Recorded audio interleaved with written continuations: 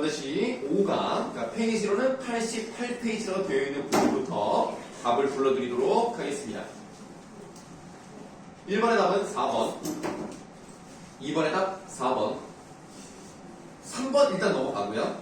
4번의 답 5번입니다. 자, 그러면 3번 문제를 좀 설명을 드리도록 하겠습니다. 이 문제가 조금 많이 헷갈려하는 것 같은데요. 가의 그대와 나의 그 사람입니다. 가의 그대는요, 지금 곁에 없어요. 그거는 그 사람과 마찬가지입니다.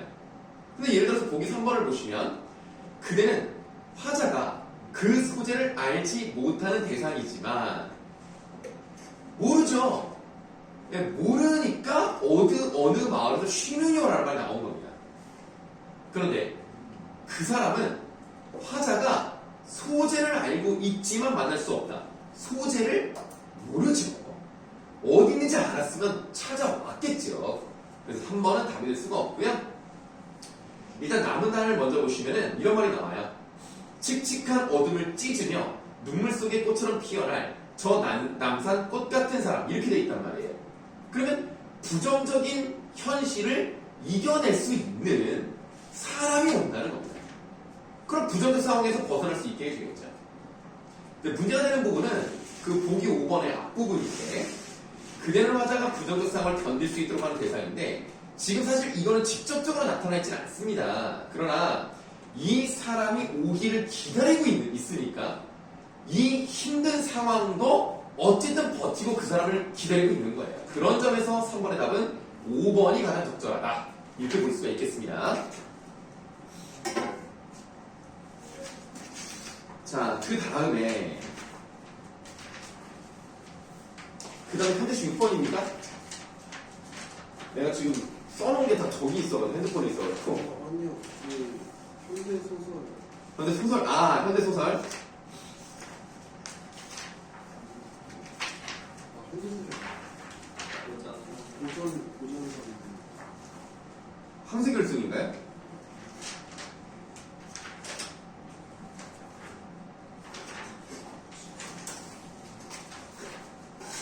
부자 얘기 나오는. 그러니까 황색결승. 네. 그 144쪽이라고 되어 있는 부분을 보시면 되겠죠? 자, 144쪽 1번의 답은 2번. 그 다음에 주호야, 그 2번의 답은 뭐라고 한 거야? 모르겠어. 모르겠어도 객관식인데 뭐라도 좀 고르지 그랬어. 자, A와 B에 대한 설명을 하나 적절한 것을 골라보라 그랬는데요. 자, A를 한번 보도록 합시다. 자, A를 한번 보시면 그 재판을 하는 그런 내용입니다. 그 재판에서 부자에게 하는 말이에요. 어떤 말이 나와 있냐면, A의 마지막 문장을 보시겠습니다. A의 마지막 문장은 저놈 달라는 대로 나눠주고 친척간 서로 오해를 삼지 말아라. 그러니까 하라는 대로 해. 넌 이걸 해야 돼. 라는 것을 말하고 있는 부분이죠. 그 다음에 B는 어떤 일을 해라 라고 시키는 건 아니고요. 내가 이것을 해주긴 하겠는데 확실하게 해준다는 확답을 하지 않겠지만 그래도 한 번쯤 기대를 해보는 것도 괜찮을 것 같소. 이런 느낌입니다. 그래서 2번의 답은 3번이 되겠습니다. 3번의 답은 5번이고요. 4번의 답도 5번입니다. 자, 이렇게 됐죠. 그럼 이제 독서 지문에 대한 답을 또 맞춰보는 시간을 가져야 되겠습니다.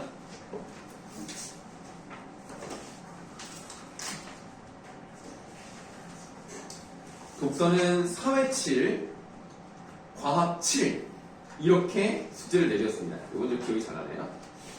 순서대로 사회 7부터 먼저 보도록 하겠습니다. 사실 독서 같은 경우는 문제를 좀 풀어와야 좀 이렇게 설명을 듣는 맛이 있는데 좀 안타깝네요.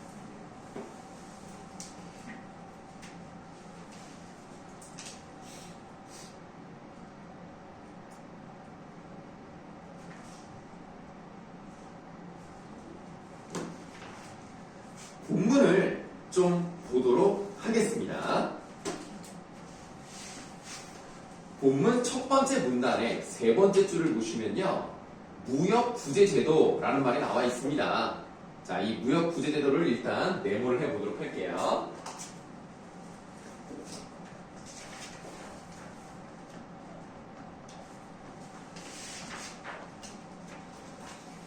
이 제도의 목적은 공정한 무역을 담보하고 시장 개방으로 초래될 수 있는 피해에서 국내 산업을 구제하는 것입니다.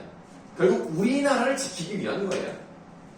무역구제 제도는 밑줄 불공정 무역행위로 인한 피해에서 구제하는 제도와 공정무역행위로 인한 피해에서 구제하는 제도로 나눌 수 있다.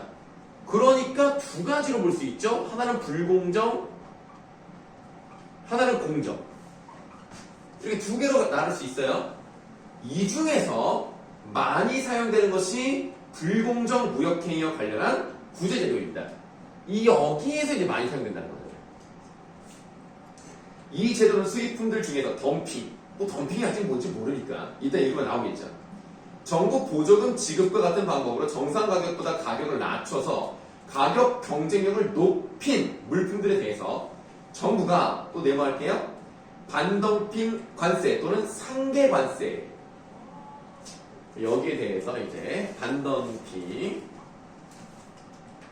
관세, 상계 관세, 이런 것들이 물림으로써 여기에 대한 불공정한 것들을 구제해 주겠다, 이런 건데요. 지금 우리가 읽은 부분에서 A로 되어 있는 높임이라는 게 나와 있습니다. 가격 경쟁력을 높인다는 것은 어떤 수준을 더 높게 만들어 준다, 이렇게 사용하는 높임이거든요. 높이가. 그러면 6번 문제를 보시면 되겠네요. 어서 오세요. 네, 6번 문제를 보시면은 문맥상 A의 의미와 가장 가까운 것을 골라보라고 했어요. 그러면 이 6번에 오답으로 제일 많이 나오는 것이 바로 3번입니다. 지위를 높였다는 것은 말 그대로 지위를 더 높은 자리에 가게 만든 거예요. 높은 자리에 올라가게 한 겁니다. 그래서 문맥상 제일 가까운 것은 2번이 답입니다. 이 높인다는 의미는 뭐냐면 품질이나 수준이나 능력 같은 것들 있죠. 품질, 수준, 능력 또는 가치, 이런 것들을 더 높은 수준으로 만들다라는 뜻이에요. 그래서 2번이 가장 가깝다고 볼 수 있습니다. 품질, 수준, 능력, 가치 등을 더 높은 수준으로 만들다, 이렇게 보시면 되겠습니다. 저기 선생님이 목요일 밤, 금요일, 언제까지였지? 어쨌든 보내라고 했는데 풀기는 풀었어요? 네. 보영이는? 축제 준비하시느라고 많이 바쁘셨나봐요. 너무 그냥 축제를 즐기셨어. 뭐 어쨌든, 네, 그래서 자, 우리 사회문화 7번에 6번에 대한 답은 2번이라고 말씀을 드렸습니다. 그럼 정윤이 잠깐만 좀 보자. 일단 사회부터 먼저 볼게요. 진도부터 보시면. 여기서부터 넘겨보세요.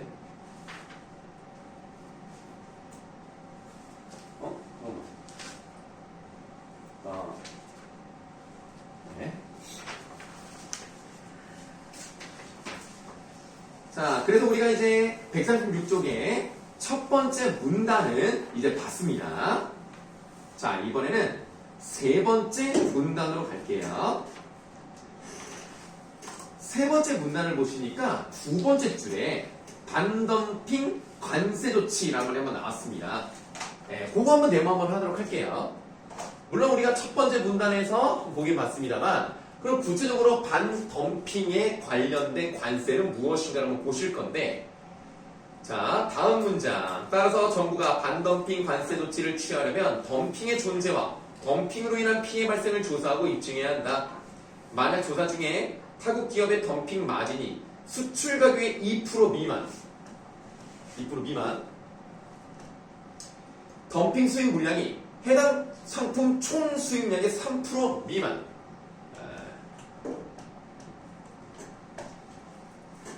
이런 경우가 밝혀지면 조사는 중단이 됩니다.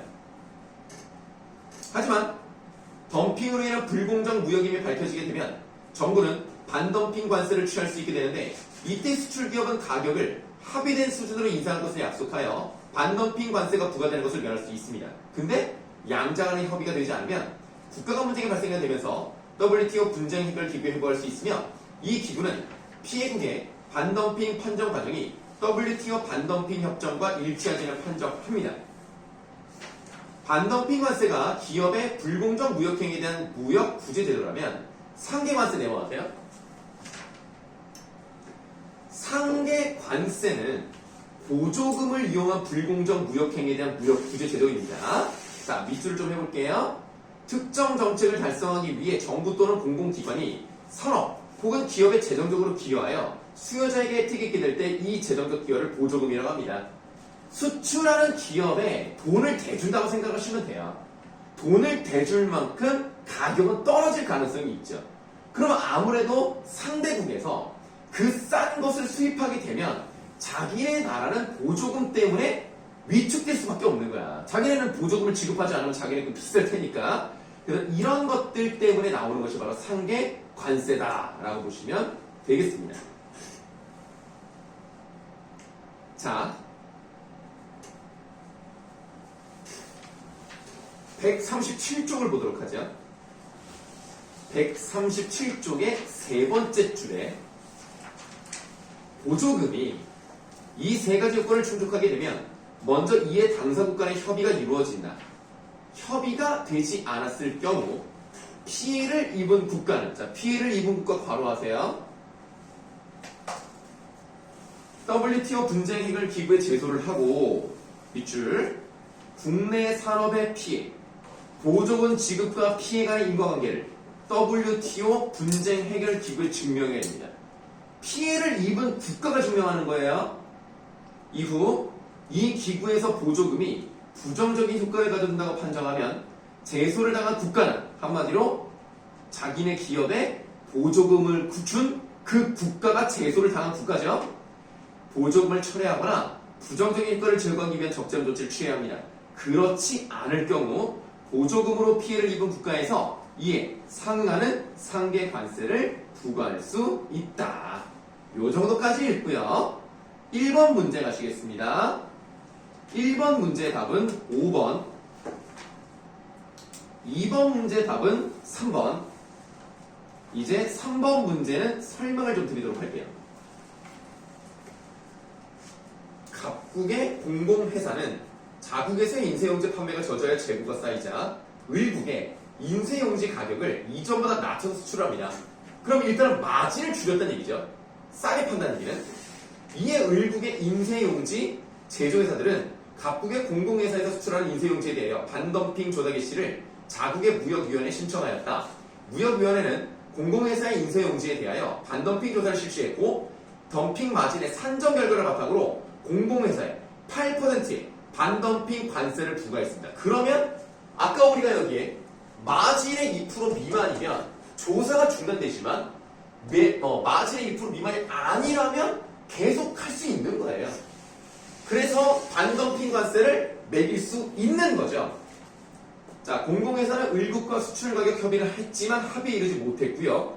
이에 각국은 의국의 반덤핑 관세 부과 판정 과정에서 반덤핑 관세 부과액이 지나치게 많이 책정됨을 문제 삼아 의국을 WTO에 제소했습니다. 그러니까 원인을 제공한 것은 각국의 공공회사 이쪽이 잘못한 건 맞습니다.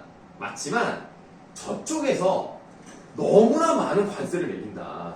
이건 불합리하다라고 생각해서 의국을 제소하는 경우도 있는 거죠. 자, 3번에 적절하지 않은 것을 골라봐야 되겠는데요. 보기 4번을 보시겠습니다. 무역위원회에 반덤핑 조사가 중단되지 않았던 것은 공공회사 덤핑 마진이 수출 가격의 2% 이상이 되었다고 판단했기 때문입니다. 그쵸? 2% 미만이면 조사가 중단되는데 2% 이상이기 때문에 조사가 중단되지 않았을 겁니다. 그러니까 4번은 맞아요. 4번은 답이 아닙니다. 5번 보시겠습니다. 갑국이 을국을 WTO에 제소한 이유는 갑국이 공공회사의 덤핑과 을국의 인쇄용지 산업의 피해 관계에 인과관계가 없다고 판단했기 때문이다 라고 되어 있는데 이게 답이죠. 왜 제소를 했습니까? 인과관계는 있지만 그거에 대한 조치가 너무나 크다는 얘기예요. 그래서 갑국이 을국을 제소한 것은 너무 비싸게 관세를 매겼다. 그래서 제소한 것 뿐입니다. 3번의 답은 5번입니다. 4번 문제 보세요. 네. 덤핑하고 인정을 했는데 아, 그렇죠, 그렇죠. 너무 누가했다. 그러니까 너무 비싸게 매겼다. 그거예요. 자, 4번 문제 보시면은 거기에 이제 꼼꼼히 읽기라고 되어 있는 부분에 동그라미 라고 되어 있는 부분을 보시면 서술 방법, 정보 제시 방법, 구성, 내용 등을 파악하며 읽는다 라고 되어 있는 부분이 있습니다.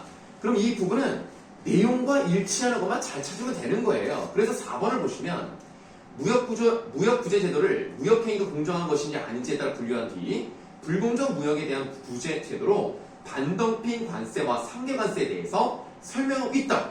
정확하게 지금 여기에 대해서 얘기를 하고 있으니까 4번은 맞죠. 답이 아니죠. 그러면 이번엔 적용하기라고 되어 있는 부분을 봤더니 동그라미 마 부분에 자신의 생활이나 경험, 주변의 현상에 글의 내용을 적용하는 겁니다. 근데 보기 5번은 어때요? 공정무역행위로 인한 구제제도에 대한 정보가 없어서 무역구제제도에 대한 전체적인 이해가 어려웠는데 교과서에 있는 공정무역행위와 이에 대한 구제제도를 읽고 이해할 수 있었어. 아니 이거는 그냥 내가 이 글을 알기 위해서 그냥 조사한 거잖아. 이거를 내가 알고 다른데 적용시켜 본 게 아니잖아요. 그래서 5번이 답입니다.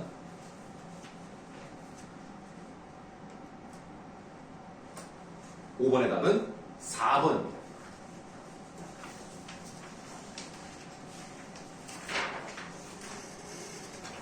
그러면 과학기술 7번으로 한번 가보도록 하죠. 이 과학기술은 해볼만 했다. 여러분들 학교에서 시험 문제가 출제된다면 요 정도 느낌은 나온다 라고 생각하시면 되겠습니다. 여러분들이 3학년 1학기가 이제 독서가 나오기 때문에 독서 문제가 2020년에는 100% 독서만 나왔습니다. 작년 시험지를 좀 못 구해서 잘 모르겠는데 어쨌든 2년 전엔 그랬어요. 여러분도 그럴 가능성이 있기는 있다는 겁니다. 물론 선생님은 학원에서 뭐 지금부터 시험 때문에 하는 게 아니기 때문에 문학과 독서를 두 개를 같이 갈 거예요. 어차피 수능 특강을 해야 되니까 같이 할 건데 독서가 중요하다라는 것을 좀 말씀드리도록 하겠습니다. 자, 요거는 어떻게 볼 것인가? 아, 저기 정윤이 보고 봐야지. 어디 한번 봅시다. 넘겨보세요.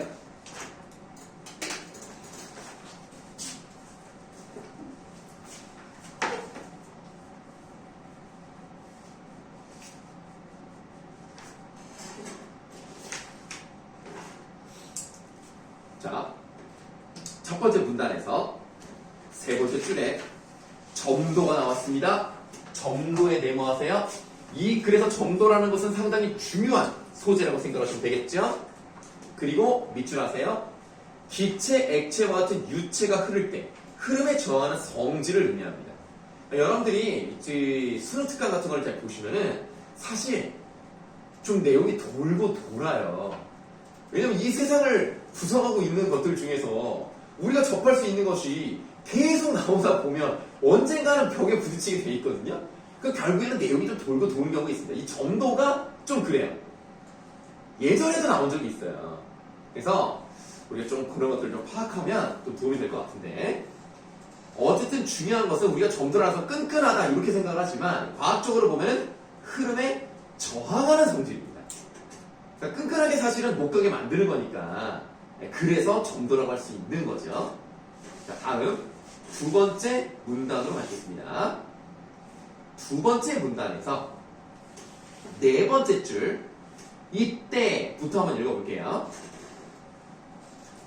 이때 흐름의 속도는 관의 중심부로 갈수록 빨라지고 원통의 중심에서 가장 빠른 속도를 보입니다. 그러니까 아무래도 다른 데는 이 물이라는 게 어쨌든 응집력도 있고 어디가 붙으려고 하잖아요. 그러니까 이 관에서 관을 둘러싼 그 바닥, 그 물의 가장 바깥쪽, 관의 안쪽, 거기는 물이 빨리 흐르지 못해요. 그러다 보면 이 관의 가장 중심부가 물체의 흐름이 가장 빠른 거죠. 이런 흐름을 충류라고 하는데요. 이를 이론적으로 취급할 때는 가상적인 동심 원통으로 구성된 액체에서 각 원통들이 이러한 충돌의 속도 차에 의해 힘을 받게 되는데 이를 전단 응력이라고 합니다. 이때 유치 흐름을 구성하는 동심 원통에 따라 속도 차이가 나는데 전단 응력은 이러한 속도 차이의 기울기인 전단율에 비례합니다. 그러니까 이거를 다시 한번 말한다면 전단율이 커지면 커질수록 전단 응력도 커진다. 이렇게 볼 수가 있겠죠. 또한 흐름에 저항하는 정도가 커질수록 같은 전단율에서 전단 응력이 커지게 됩니다. 한마디로 흐름에 저항하는 정도가 뭐라고 그랬어요? 점도라고 그랬죠. 그 점도는 같은 전단율에서 전단 응력이 커지게 된다는 거예요. 점도가 커질수록 응력이 커진다는 얘기입니다. 정리하자면 따라서라고 되어 있죠. 밑줄 전단율과 비례상수의 곱으로 전단 응력을 나타낼 수 있으며 이때 비례상수가 점도입니다. 자, 이런 게 중요하죠. 과학은 전단율과 비례상수의 곱, 그러니까 비례상수의 곱이 있죠. 이렇게 쓸게요. 비례상수의 곱이 뭐라고? 전단 응력이라고. 그런데 또 중요한 게 뭐가 나왔어요? 이 비례상수가 뭐라고요? 이게 점도라고요. 그러니까 당연히 전단율이 높아지거나 점도가 커지거나 한다면 전단 응력은 늘어나게, 그러니까 올라가게 돼 있는 거죠. 비례할 수밖에 없는 거죠. 곱하기니까. 그래서 우리는 전단율 곱하기 점도가 전단 응력이다라는 것을 머릿속에 딱 넣으면 되는 겁니다. 자, 이번에는 네 번째 문단으로 가시겠습니다. 상대점도가 나왔어요. 상대점도 네모할게요. 그러니까 우리가 상대라는 말은 다 알잖아요. 절대적인 점수도 있고 상대적인 점수가 있는 거잖아요. 90점을 받았다고 했을 때 이게 정말 잘한 것이냐 못한 것이냐는 상대적으로 보면 어느 정도 나온다는 거죠. 90이 평균이면 그냥 가운데인 거고 평균이 50이면 정말 잘한 거고 뭐 이런 거잖아요. 점도도 마찬가지인데요. 밑줄 기준 물질의 절대 점도 대비 특정 물질의 절대 점도에 상대적인 값으로 단위가 없는 값이다 라고 되어 있네요. 자, 그래서 통상 기준 물질로는 물이 자주 쓰입니다. 이때 가장 흔히 사용되는 기구는 그림에 나타낼 것 같은 오스트발트 점도계입니다. 오스트발트 점도계는 유체 흐름을 육안으로 관찰하며 액체가 일정 거리를 흐르는데 걸리는 시간을 재는 장치입니다. 오스트발트 점도계는 유체 흐름을 관찰하기 쉽도록 투명 모세관으로 만들어져 있다. 오스트발트 점도계에는 측정되는 것은 상대 점도이고 기준 액체로는 특정 온도의 물이 사용됩니다. 그래서 상대 점도를 구하기 위한 기구가 오스트발트 점도계예요. 오스트발트 점도기를 이용하여 점도를 측정하는 방법의 요체는 가장 핵심은 일정한 부피의 액체가 중력의 영향을 받아서 길이와 반지름이 아니진 모세관을 통해서 일정 거리를 흘러다니는 데 소요되는 시간을 측정하는 겁니다. 그러니까 시간을 측정하면 되는 거예요. 그럼 예를 들면 식용유나 물이랑 비교해보면 돼. 물에서는 이렇게 떨어지는데 식용유는 약간 이렇게 떨어지면 상대적으로 점도가 강하다는 것을 보여주는 거죠. 그래서 오스트발트 점도계에서는 다음 쪽으로 갔죠? 다른 두 액체 1과 2 그리고 막 뭐 슐라슐라 블라블라 뭐 희한한 말이 나와요. 이런 것들은 여러분들은 언제나 놓치면 안 되겠습니다. 이런 걸 잘 보셔야 되겠죠? 그럼 밑줄 한번 해볼게요.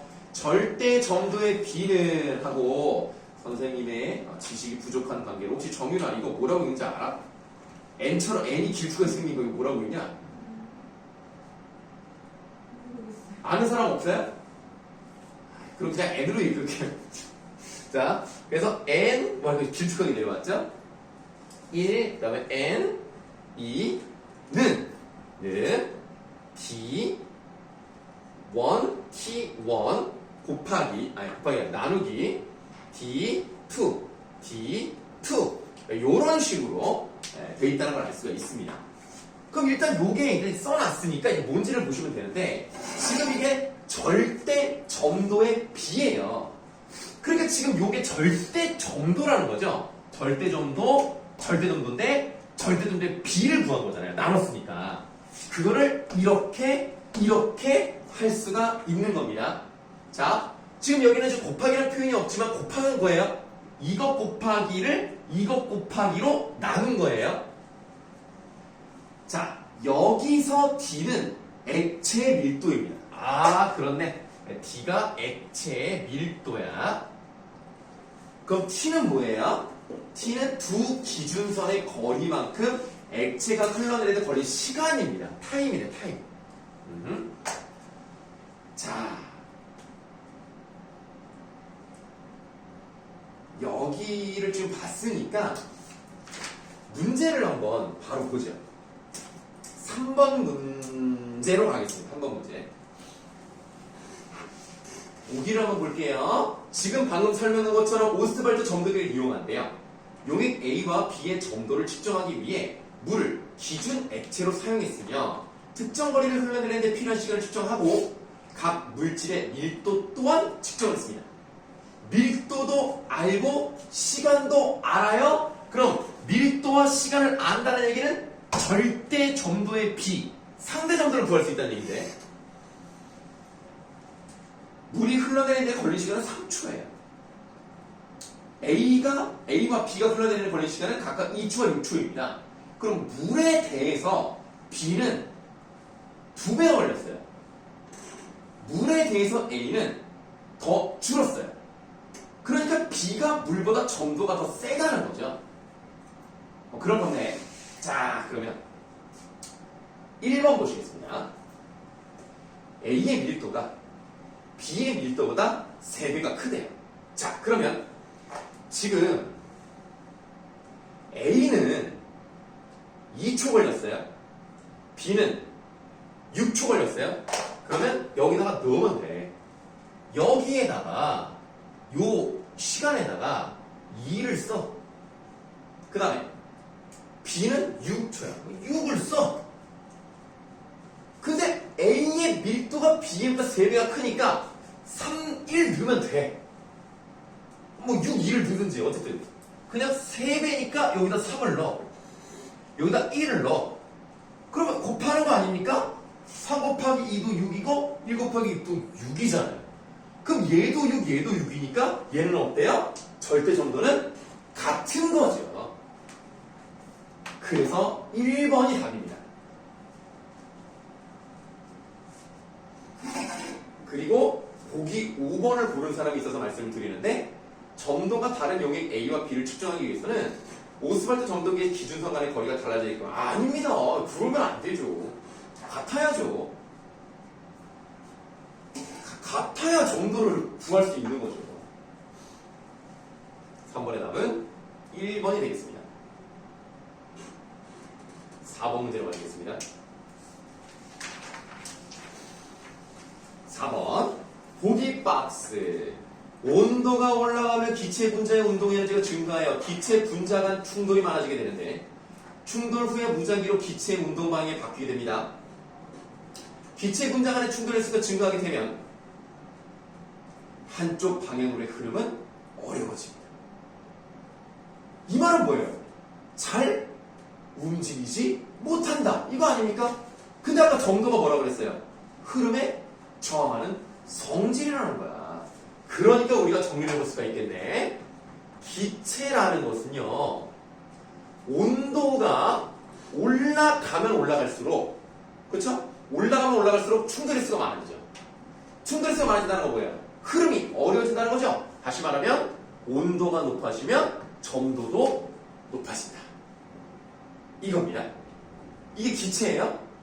자, 그럼 이번에 액체를 봐야 되겠네. 액체의 경우는 온도가 올라감에 따라 측류에서도 충돌에 의한 운동의 영향은 줄어들고 분자들 간의 응집력은 약화되므로 자, 얘도 온도가 올라감에 따라서 응집력이 약해진다. 충돌에 의한 영향이 운동의 영향도 줄어든다. 그래서 흐름층이 같은 전단율이 같아요. 전단율이 같다는 얘기는 일단 이거는 고정값으로 가야 된다는 얘기입니다. 얘는 고정값으로 가고 그 다음에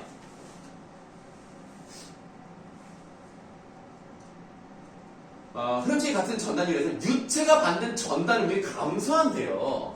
전단 응력이 감소한다는 얘기는 아까 우리가 봤을 때 전단율이 변하지 않는 상태에서 전단 응력이 줄어든다는 얘기는 결국 뭐가 줄어든다는 얘기입니까?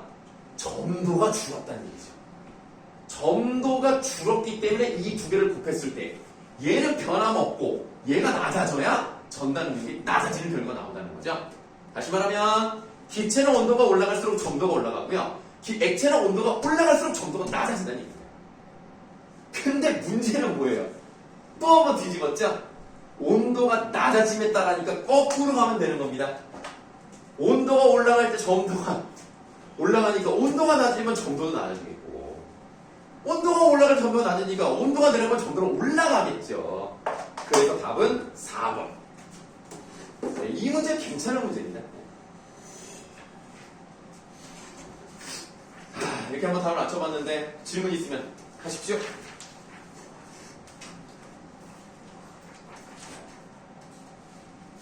지금 5명 중에 오늘 학영이가 아파도 못 왔지만 5명 중에 3명은 풀었고 2명은 안 풀었습니다. 이게 본인의 실력을 위해서 좀 문제를 좀 풀었으면 좋겠습니다. 사실 뭐 너희들이 아프다고 내가 손해를 보는 것도 아니고 내가 기분이 나쁘고 이런 거 아니에요. 이 좋은 문제를 이 소중한 문제를 못 풀었다는 게 난 그게 마음이 아픈 거야. 자, 이렇게든 독서 한번 다 해봤습니다.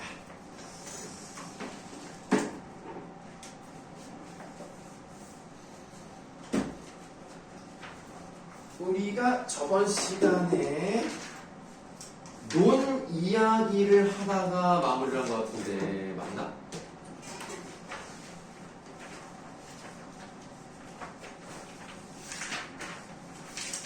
내가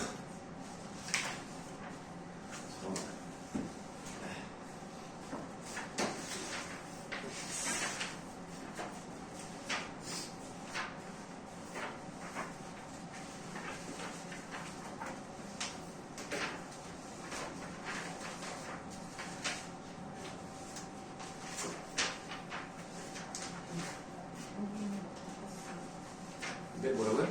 다 했나요? 네. 아, 내가 다른 반이랑 헷갈렸나 보다. 그럼 새로운 게 나가면 되는 거죠?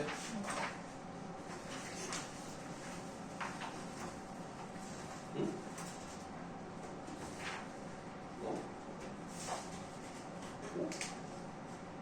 아, 깜짝 놀랐네. 자, 여러분들 오늘 즐거운 크리스마스, 메리 크리스마스. 네. 성탄절 선물 드리겠습니다. 성탄절, 아니, 발음도 안 되네. 성탄절 특집! 문학과 독서! 아이고, 축하드립니다. 여러분들. 자, 옆으로 넘겨주세요. 이거 학경이 이거 어떡하지, 이거? 갖다 줄 사람 있습니까? 다음 주에 학교를 나가가지고. 맞다. 네, 학경아. 토요일에는 가져갈 수 있을 것 같은데. 네, 뭐라고요? 토요일에는 가져갈 수 있을 것 같은데. 마찬가지겠죠? 네, 그냥, 네. 이번 주 화요일 날 학영이 남친 어디서 만나나요? 네, 그러면 될 것 같다. 아니, 근데 부평까지 이걸 들고 와서 들고 다니고 놀고 좀 불편하지 않아요?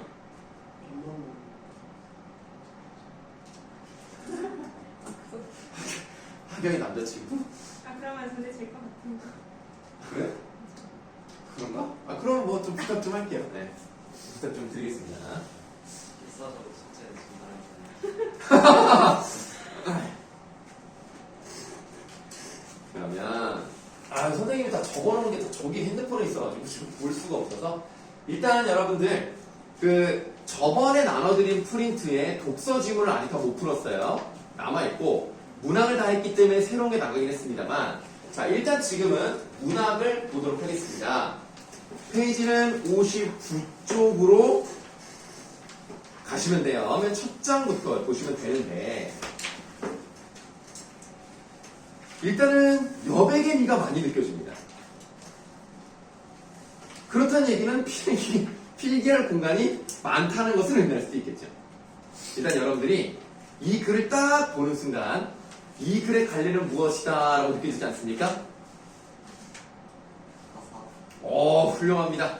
가사입니다. 가사. 가사는 어떤 특징이 있느냐?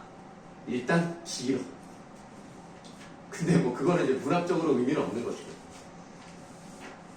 이걸 이제 끌어읽는 방식이 있죠. 한 줄을 몇 번 끊습니까? 그러니까 몇 음보라고 합니까? 4음보라고 하죠. 그래서 우리가 4번 끊는다라고 표현을 할게요. 그래서 인생이 몇 날이며 이내 몸 어이할고 뭐 이런 식으로 3글자나 4글자 이렇게 이제 반복되는 형태로 4음보의 형태로 가고 있습니다. 근데 여러분들이 지금 이제 첫 번째 페이지에서는 이제 제목이 보이지 않습니다만 다음 쪽을 보시면은 제목이 아이고 길쭉길쭉하네요. 자도사라고 되어 있습니다. 조인이라는 사람은 처음 들어보죠? 모르는 사람의 모르는 작품. 이런 게 나오면 좀 어렵습니다. 한 장 더 넘겨보시면 문제 3번이 있습니다. 문제 3번의 보기 박스에 밑줄을 좀 치도록 할게요. 조인은 광해군에 의해 유폐된 인목 대비를 안타까워하는 마음을 시를 통해 표출했는데 조인의 반대편에 있던 대구파는 조인의 시에 광해군에 대한 불경스러운 마음이 드러났다고 모함합니다. 그래서 감옥에 들어가요. 읽어볼게요. 이로 인해 조인은 3년 동안 옥고를 치르게 되는데 자도사는 이 시기에 지어진 것으로 추정됩니다. 이 자도사라는 말의 뜻은 뭐냐면 죽음을 각오하고 쓴 글, 요 정도로 해석을 하시면 돼요. 원래는 원래 뜻은 죽음을 슬퍼하는 글 이거예요. 하지만 그만큼 죽은 건 아니니까 자기가. 그래서 죽음을 각오하는 글, 요 정도로 해석을 하시면 되겠는데 그 다음부터 한번 좀 보세요.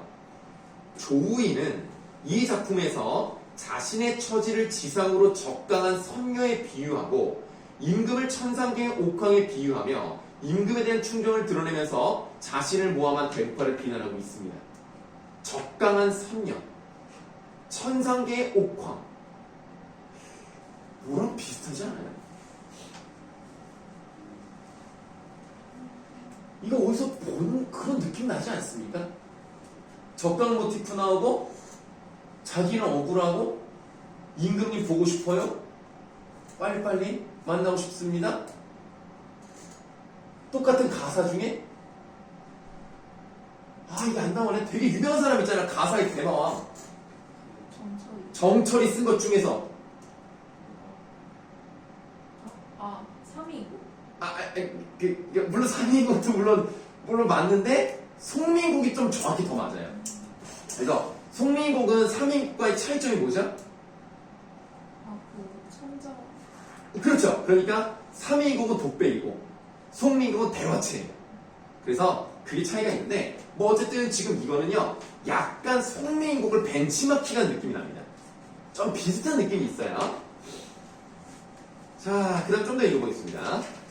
또한 조우인은 자연물을 통해 임금의 소식을 알게 되는 상황을 설정하여 자신의 억울한 심정과 이를 몰라주는 임금에 대한 원망도 드러내고 있습니다. 송민국은 절대 원망하지 않습니다. 정철은 그 뒤를 다 도모하는 사람입니다. 내가 혹시도 원망해봤자 나중에 임금이 알게 되면 나도 좋은 게 없거든요.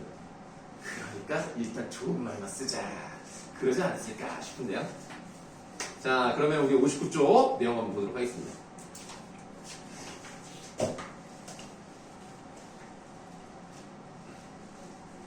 오늘 크리스마스 선물 산타 선생님입니다. 하도 선생님이라고 말이 입에 붙어가지고. 산타 할아버지한테 선물 받은 사람 있습니까? 네? 이놈들 이거 받았잖아요. 내가 그럼 산타구나. 아, 뭐 챙겨주셨어요? 산타 할아버지가 돈을 챙겨주셨어요? 아니요, 선생님은 네. 챙겨주셨어요. 아, 뭐, 아니, 나는 몰라요. 산타 할아버지가 선물을 주셔가지고, 나는 잘 모르겠어요. 아, 네. 우리 애가 1년 동안 착하게 살았나봐. 너희들은 어떤 삶을 살았길래 선물을 못 받았니? 타락된 삶을 살았니? 우리 집 애가 이제 중1이라서, 네, 올해가 마지막 산타 할아버지 선물이었던 것 같아요. 아, 무서운 마우스랑, 네, 누드 빼빼로랑, 지우개 가루 진공 청소기를 받았습니다. 사실은 지우개 가루 진공 청소기는 우리를 위해서 주신 것 같아요. 아, 너무 편리할 것 같아요. 네. 그래서 우리 애가 선물을 받았다고 하더라고요. 왜냐면 난 이미 출근했어요. 우리가 일어나기 전에 출근해서 선물 뜯는 걸 못 봤습니다. 그리고 아직까지 이러고 있네요. 너무 즐거운 크리스마스예요. 여러분들과 함께하니까 너무 행복해요. 아, 너무 행복하다. 이렇게 수업을 할 수 있다니 항상 감사합니다. 아, 어제도 11시부터 10시까지 수업했는데 크리스마스 이브도 없어졌네. 1월 1일도 수업해. 그러니까 여러분들 입장에서는 우리도 이런. 내가 1월 1일에 수업하면 내가 하면 니네도 하는 거야. 네, 그러니까 여러분들 크리스마스를 선생님과 함께, 새해도. 새해 첫날을 선생님과 함께, 와. 대신에 특별히 1월 네 번째 일요일은 쉬겠습니다. 근데 왜 그 날짜에 신청해요? 아, 그냥 특별히 선물이에요. 네. 그때는 마음껏 쉬십시오. 네. 여러분 힘드셨잖아요. 그러니까 그때는 좀 쉴 때가 됐어요. 네. 1월달에 5주거든요. 그러니까 5주를 빡빡하게 하면 힘드니까 한 번 좀 쉬는 시간 드릴게요. 그게 1월 1일이면 얼마나 좋은지. 왜 그 1월 1일이면 더 좋죠? 네. 나는 1월 22일이 더 좋은 것 같은데.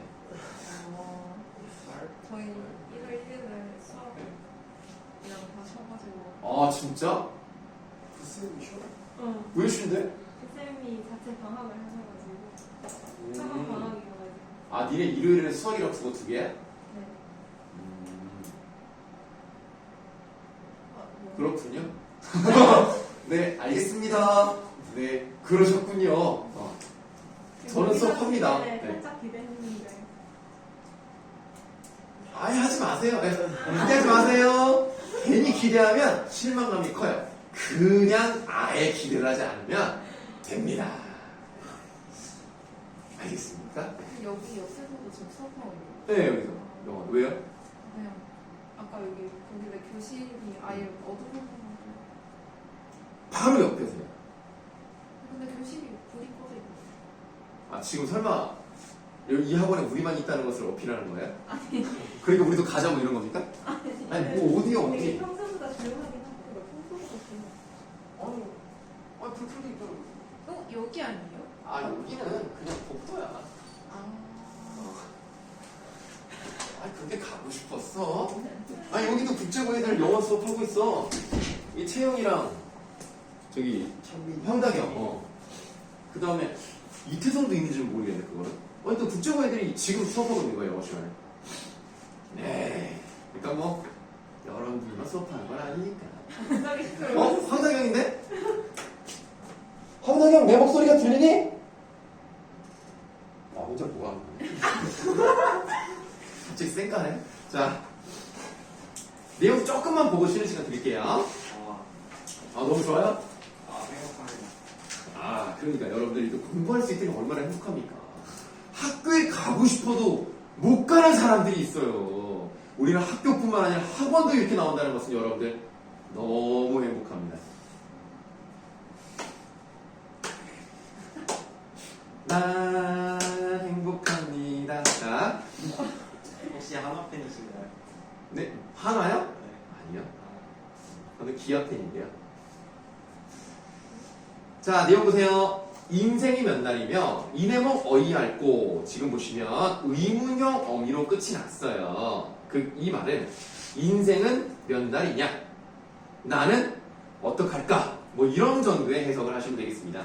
인생이 몇 날이냐라고 하는 것은 인생이 얼마 남지 않았다라고 얘기하는 거고요. 그럼 내가 어떻게 하지? 라는 거예요. 그러니까 지금 이 사람은 시간은 가는데 임에게 연락은 없어. 뭐 이런 내용입니다. 그래서 안타까워. 빨리 나를 부르셨으면 좋겠다. 뭐 이런 건데 지금 이 사람은 우리가 배경지식을 가지고 봐서 혹시라도 오해할까 봐 말씀을 드리는데 아직 내용상 감옥에 간 게 아니에요. 그냥 자기를 임금이 불러주기를 기다리고 있는 겁니다. 감옥에 있지 않습니다. 주렴을 손수 걷고 주렴 아시죠? 이렇게 이제 구슬 달린 발 이렇게 생긴 거. 주렴을 손수 걷고 옥계에 내려가. 그러니까 이런 부분이 이 정철이 사용하는 단어랑 비슷해. 요건 3인곡에 딱 나오거든요. 오색구름 깊은 곳에 윗줄 임 계신데 바라본이라고 되어 있습니다. 임 계신 곳을 바라본다는 얘기는 이 임이 임금이라고 했을 때 임금님 보고 싶어하고 임금님 그리워하는 거 그거 뭐라 그러죠? 그 우리 막 관동별곡 이런 데서 막 니네 1학년 때 관동별곡 했었잖아. 거기에 나오는 그 네 글자 임금님 보고 싶어하고 막 아니 우국춘정은 나를 걱정하는 거고 진짜. 그러니까 우국이 아니란 얘기예요. 연군지정이죠. 네, 연군지정.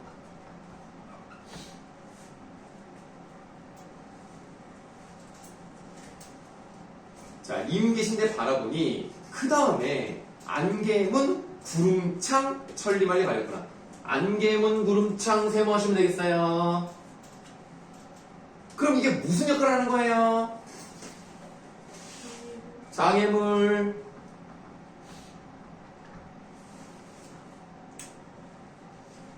안개문 구름창 천리말리 가렸구나. 인연이 없지 않아 하늘이 아셨는가? 그래서 외로운 청란으로 이 란이라는 게 그 봉황 아시죠? 봉황. 봉황처럼 상상 속의 새예요. 그래서 푸른 난새가 광한궁 날아올라라고 돼 있어. 일단 표면적 의미로서 광한궁은 무엇을 말하는지 아십니까?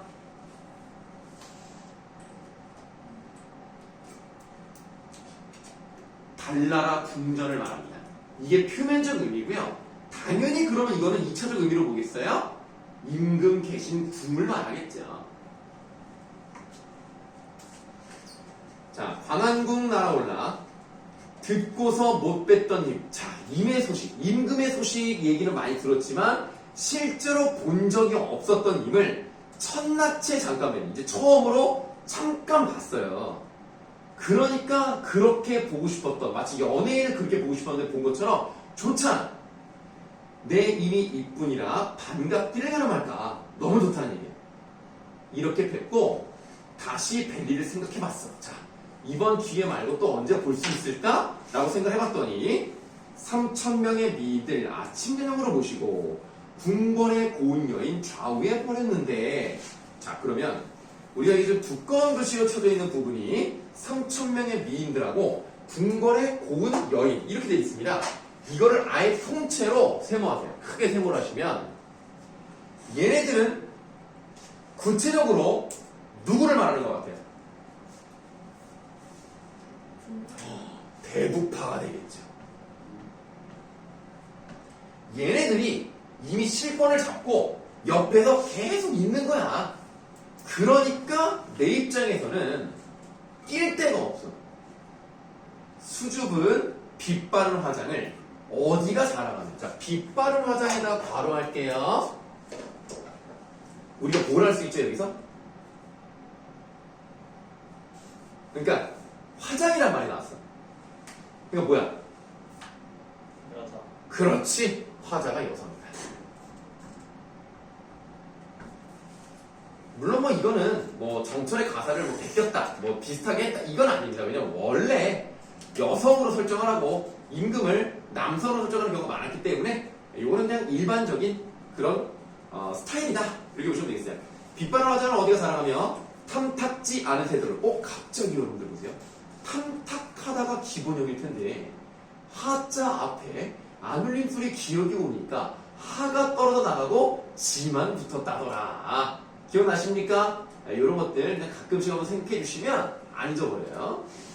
탐탁지 않은 태도를 누구에게 자랑할까? 아이고 나는 쳐다봐주지도 않는구나. 나는 버림받은 것 같아. 그래서 난간에서 피눈물로 소매를 훔치며 옥경을 떠나서 하계로 내려오니 자 여기서 뭐가 나왔다고요? 이렇게 하계로 내려왔다는 것은 이런 걸 뭐라고 하죠? 적강 모티프가 들어가 있는 거죠.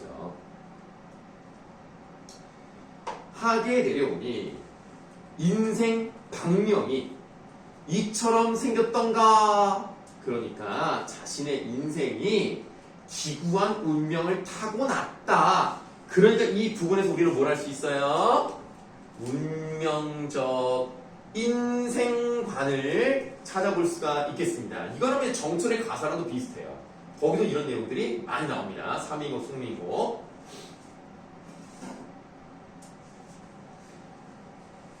네, 쓸쓸한 10년 세월 그림자 벗어 삼고. 자, 하계로 내려왔던 얘기는 유배를 갔거나 감옥으로 간 것을 표현한 것이기 때문에 쓸쓸한 10년 세월은 사실은 에바야.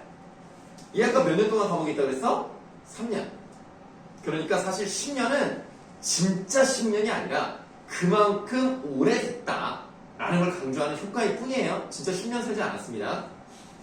자, 쓸쓸한 10년 세월 그림자 벗을 삼고 아쉬운 마음에 혼자 하는 말이 임은 내 임이라. 나를 어째 버리시는가? 왜 나를 버리신 거야? 라고 하기 때문에 이 부분에서 아주 뭐 적극적으로 뭐 하는 건 아니지만 원망의 감정이 서려 있습니다. 그래서 아까 우리가 문제 3번에서 원망의 감정이 나온다는 부분이 바로 이런 데서도 찾아볼 수 있다는 얘기예요.